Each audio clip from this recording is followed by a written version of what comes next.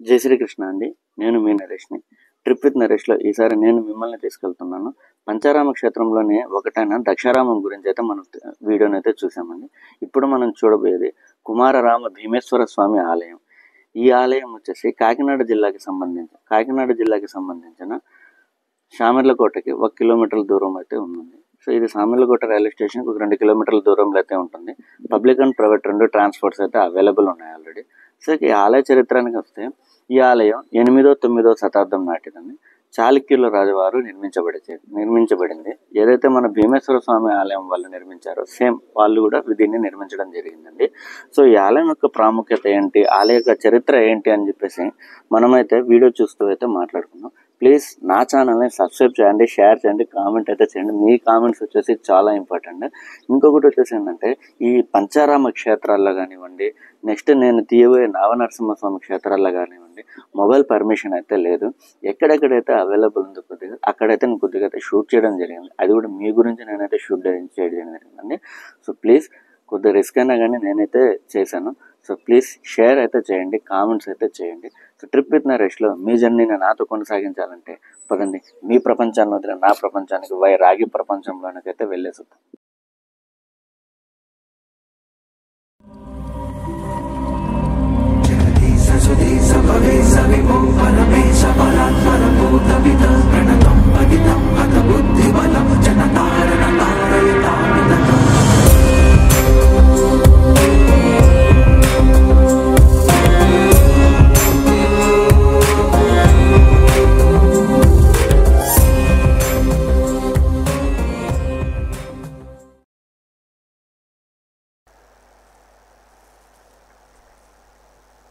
So నా ప్రయాణం అయితే భీమేశ్వర స్వామి ఆలయం నుంచి కుమార భీమేశ్వర స్వామి ఆలయానికి అయితే బయలుదేరానండి.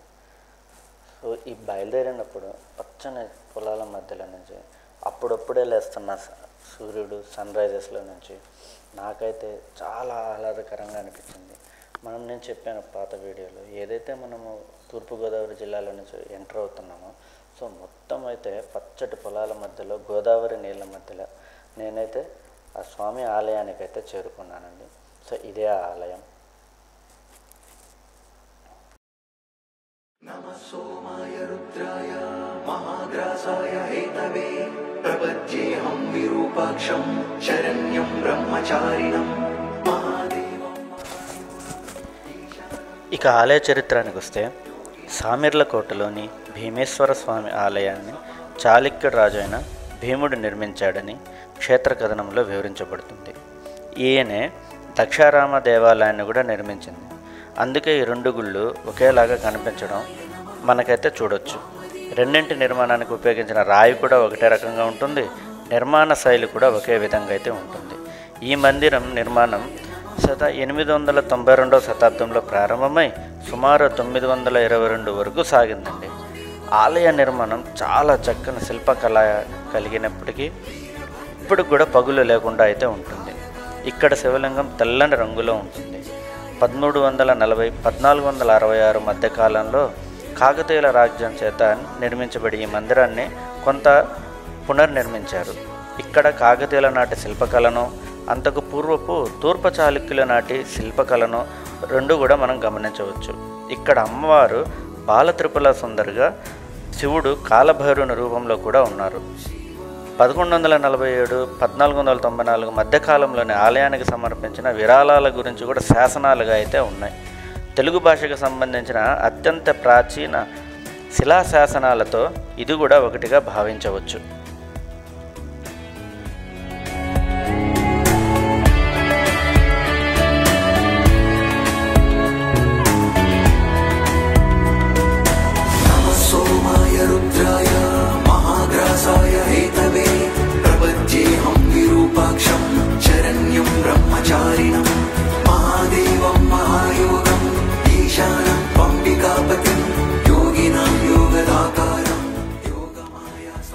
ఈ దేవాలయం నిర్మాణం పంచారామాల్లో ఒకటైన దక్షారామంలోని భీమేశ్వర స్వామి ఆలయాన్ని అయితే పోలి ఉంటుంది.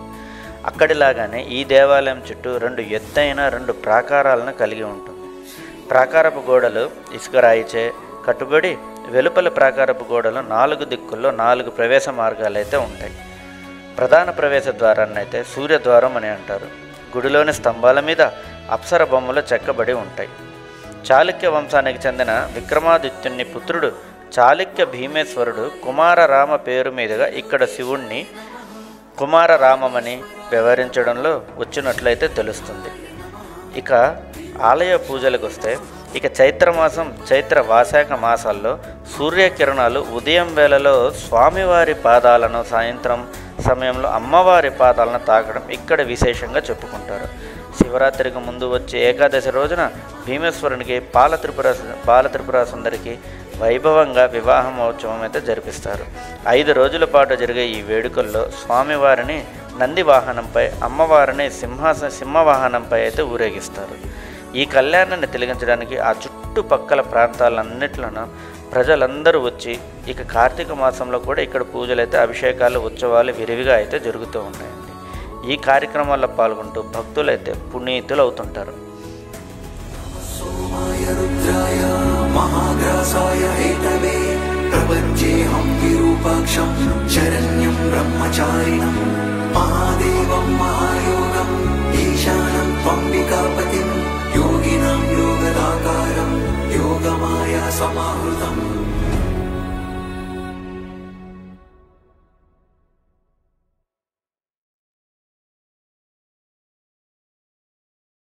नमः सोमाय रुद्राय महाग्रासाय हेतवे प्रपद्येऽहं विरूपाक्षं शरण्यं ब्रह्मचारिणं महादेवं महायोगम् ईशानं त्वम्बिकापतिं योगिनां योगदाकारं योगमाया समाहृतम्.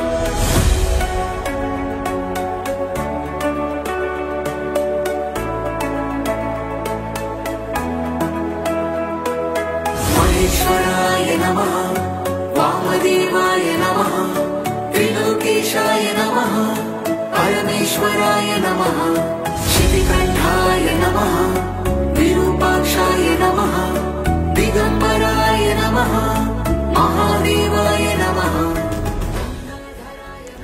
సో ఈ ఆలయానికి సంబంధించిన కోనేరుని అయితే మనమైతే దిగి చూద్దాం ఇప్పుడు. సో చూడండి ఎంత పురాతనమైన ఆలయం, ఎంత పురాతనమైనది ఈ కోనేరు, ఎంత విశాలంగా ఉందో చూడండి. ఎంతో విశాలమైన ఈ కోనేరులో నుంచి నీళ్లు తీసుకుని వెళ్ళి శివుని యొక్క అభిషేకానికి అయితే ఉపయోగిస్తూ ఉంటారండి. చూడండి అసలు ఎంత బాగుందో ఇది, ఎంత విశాలంగా ఉందో ఇదైతే. యాక్చువల్గా ఈ ఏ ఆలయానికైనా కానీ కోనేరు అనేది నాకు తెలిసినంత వరకు చాలా ఇంపార్టెంట్ అండి. ఈ ఆలయంలో ఏదైతే కోనేరు ఉంటుందో, కోనేరు కానీ కొద్దిగా విశాలంగా ఉంటుంది, ఆ ఆలయాన్ని అయితే మళ్ళా చూడాలనిపిస్తూ ఉంటుంది. ఇవి మాత్రం ఖచ్చితంగా అయితే నేను చెప్పగలను. ఓన్లీ ప్రాచీనమైన ఆలయాలకైతే మాత్రమే ఇంత విశాలమైన కోనేరు అయితే ఉంటుంది. ఇప్పుడిప్పుడు వచ్చే ఆలయాలకైతే ఓన్లీ ఏంటంటే ఆర్టిఫిషియల్గా కొద్దిగా కోనేరు పెట్టడము, లేకపోతే వాళ్ళకి స్థలాలు లేవు ఇప్పుడు అంతే. ఇవి వచ్చేసి ఏంటంటే ఎప్పుడో పురాతనమైన ఆలయాలు కాబట్టి, ఎప్పుడో చాళుక్య రాజులు వీళ్ళు నిర్మించారు కాబట్టి కోనేరుకి ప్రిఫరెన్స్ ఇచ్చి ఇంత పెద్ద కోనేరుని అయితే చేయడం అయితే జరిగింది. సో చూడండి ఒకసారి, ఈ కట్టడాలు కూడా చూడండి ఒకసారి ఎంత బాగా ఉందో. योगिनां योगदाकारं योगमाया समाहृतम्. शिवाय नमः.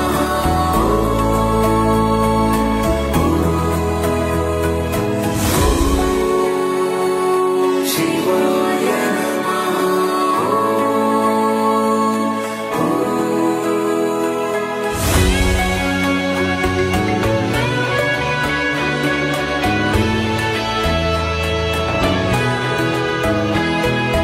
महेश्वराय नमः वामदेवाय नमः त्रिलोकेशाय नमः परमेश्वराय नमः शितिकण्ठाय नमः विरूपाक्षाय नमः दिगम्बराय नमः महादेवाय नमः गङ्गाधराय नमः वीरभद्राय नमः कारकाराय नमः मृत्युञ्जयाय नमः विश्वेश्वराय नमः त्रिपुरान्तकाय नमः जटाधराय नमः सदाशिवाय नमः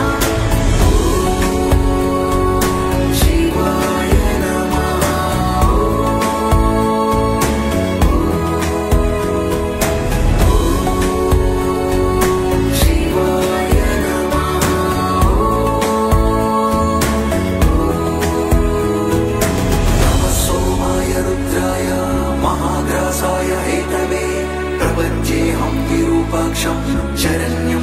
ब्रह्मचारिणम् महादेवं महायोगम् ईशानं त्वम्बिकापतिं योगिनां योगदाकारं योगमाया समाहृतम्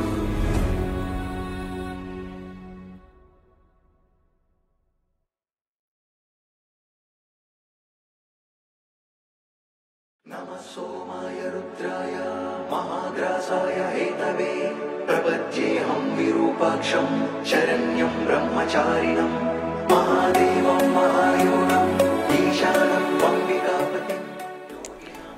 ఇప్పుడు ఏదైతే మీరు నందిని మీరైతే గమనిస్తున్నారో ఈ నంది విగ్రహాన్ని అయితే ఒకే రాయితో చెక్కబడింది. ఇక ఆలయ చరిత్రానికి వస్తే ఇక్కడ ఆలయంలోని ఈశ్వరుడు కుమార భీమేశ్వరుడుగా ప్రసిద్ధి చెందగా అమ్మవారు బాల త్రిపుర సుందరిగా పూజలైతే అందుకుంటుంది. విశాలమైన ప్రాకారాలతో 4 ద్వారాలతో కోనేటి జలాలతో చాళుక్యుల శిల్పకళ నైపుణ్యంతో అల్లరారుతున్న ఈ క్షేత్రాన్ని దర్శించగానే మనసుకైతే ఎంతో ఉత్సాహంగా ఉంటుంది, ఆహ్లాదంగా ఆనందంగా కూడా కలుగుతాయి. దేవాలయం లోపలి ప్రాకారంలో వినాయకుడు, కాలభైరవుడు, వీరభద్రుడు, మహంకాళి, శనీశ్వరుడు, మహాకాళి, శనీశ్వరుడు, నవగ్రహాలు కొలువు తీరి అయితే కనిపిస్తాయి. ప్రధాన ద్వారానికి ఎడమ వైపున బాలత్రిపుర సుందరి అమ్మవారు, కుడివైపున ఉయ్యాల మండపం కనిపిస్తాయి. గర్భగుడిలో 2 అంతస్తులు పెరిగిన 14 అడుగుల భీమేశ్వరుడు శివలింగాన్ని నయానందాన్ని అయితే కలిగిస్తూ ఉంటుంది. నిర్మాణ సమయంలోనే ఈ శివలింగం అంతకంతకు పెరిగిపోతుండగా గమనించిన శిల్పులు శివలింగం పైభాగాన చీల కొట్టారనే కథా స్థానికంగా అయితే వినిపిస్తూ ఉంటుంది. ఇదే కథ ఈ ఆలయానికి 10 కిలోమీటర్ దూరంలోనే పేద బ్రహ్మదేవం పొలాలలో నైలవైన మైనక్యాంబ సమేత రాజేశ్వరి విషయంలోనూ కూడా ఇదే వినబడుతూ అయితే ఉంటుంది. ఎదురుగా 6 అడుగుల ఎత్తులో నందీశ్వరుడు ఆసీనుడై ఉంటాడండి. గుడిలో స్వామివారికి ఎదురుగా మండపంలో ఉన్న నంది విగ్రహం ఏకశిలచే చెక్కబడి ఉంటుంది. ఏదైతే మీకు ముందుగా అయితే చూపించానో అది. ఆలయంలోని మండపం 100 రాతి స్తంభాలను అయితే కలిగి ఉంటుంది. 2వ అంతస్తు వరకు 14 అడుగులు ఉన్న శివలింగం సున్నపు రాయిచే నిర్మితమై శివలింగ ఆధారం కింద గదిలో ఉండగా లింగ అగ్రభాగంపై కప్పును చీల్చుకొని మొదటి అంతస్తు వరకు ఉండును. భక్తులు పూజలు అర్చనలు మొదటి అంతస్తులోనే చేస్తారు. లింగ దర్శనం అయిన తర్వాత కింద ఉన్న లింగ పాద భాగాన్ని భక్తులైతే దర్శించుకుంటారు. మొదటి అంతస్తును చేరుకునేందుకు ఆలయం ముందులోనే 2కి ఇరువైపుల నుండి మెట్లయితే ఉన్నాయి. వామదేవాయ నమః త్రిలోకేశాయ నమః పరమేశ్వరాయ నమః శితికంఠాయ నమః విరూపాక్షాయ నమః దిగంబరాయ నమః